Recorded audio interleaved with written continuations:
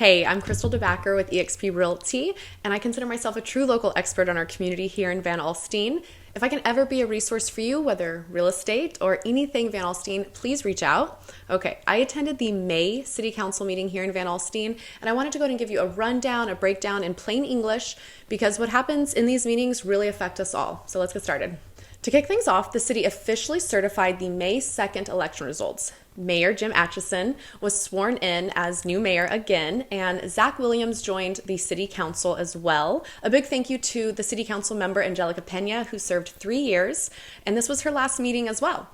The city also recognized our public works department and declared a Praxia Awareness Day, both very well deserved. So now let's get into the public hearings.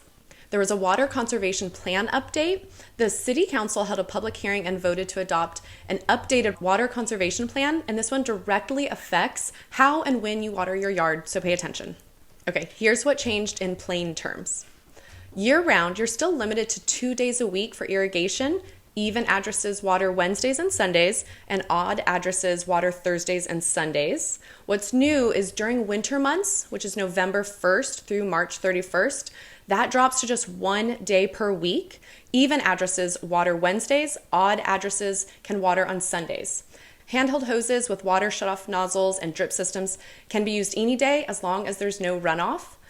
All new irrigation systems must have rain and freeze sensors installed as well. This was approved 7-0. The council also held a public hearing on a small rezoning request on the corner of Stinnett Drive and Nunnalee Avenue. A property owner wants to build a duplex on a 0.2 acre lot, but the property is currently zoned single family only. The Planning and Zoning Commission had already reviewed it and unanimously recommended approval. This is an area where there are quite a few duplexes, and this property owner had previously had this approved, but it expired before he was able to do anything when the market cooled down. There was some discussion on the narrow lot size, but council was reassured that the owner would still need to meet all city setback requirements before receiving building permit. So this was just a rezoning of the property. Okay, now let's get into some business items. There is a new business coming to Van Alstyne, and this is huge. EPS, Advanced Process Solutions. Very exciting news for our local economy. The Economic Development Corporation is moving forward with a letter of intent for a company called EPS, Advanced Process Solutions, to relocate and expand right here in Van Alstyne. They currently supply companies like Texas Instruments and Global Wafers, and they plan to build a 100,000 square foot facility at our Cold Springs Industrial Park and bring up to 175 new jobs with an average salary of $75,000 per year. This is huge for our community. This was approved 7-0. Also, a big change coming. The city is switching to a new trash and recycling company called Community Waste Disposal starting June 1st. They beat out 5 other companies, including the current provider, after a thorough evaluation process. Here's what's new and better.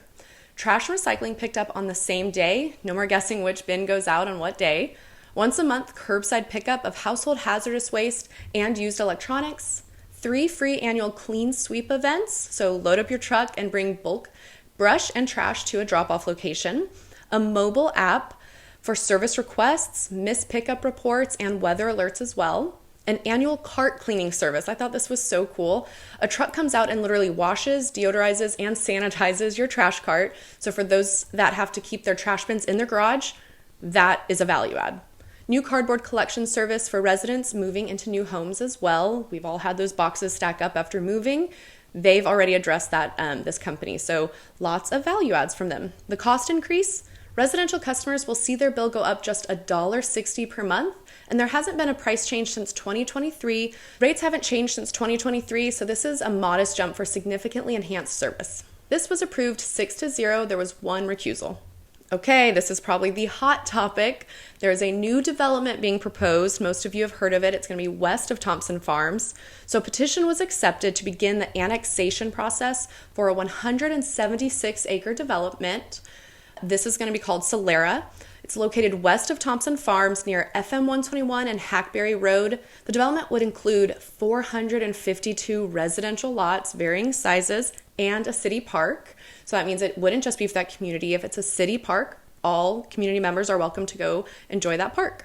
A longtime area resident spoke up with community concerns about traffic on Hackberry Road, drainage, and density, especially near the western portion of the development. The council acknowledged those concerns and confirmed a public hearing will be held on June 9th before any final decisions are made.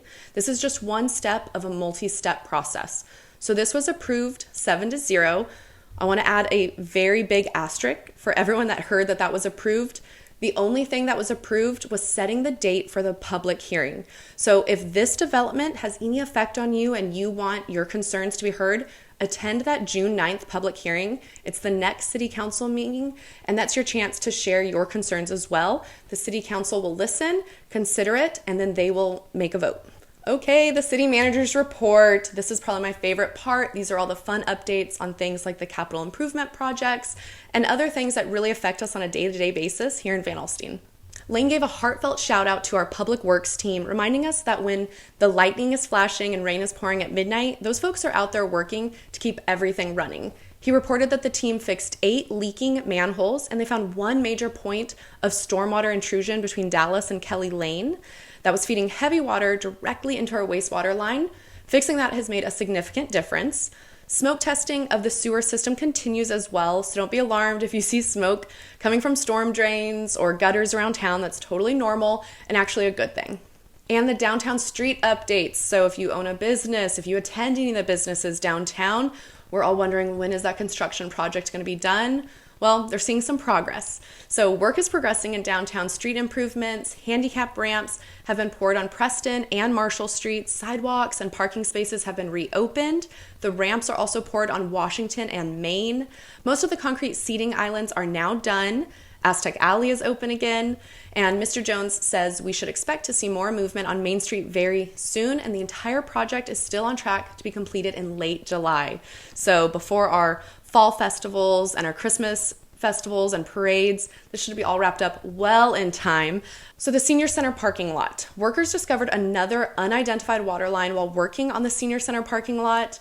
It's been relocated and surveys are being reviewed to make sure everything is right before they install the subgrade and finish the new parking lot. It seems like that's kind of been the theme when it comes to doing the infrastructure around here.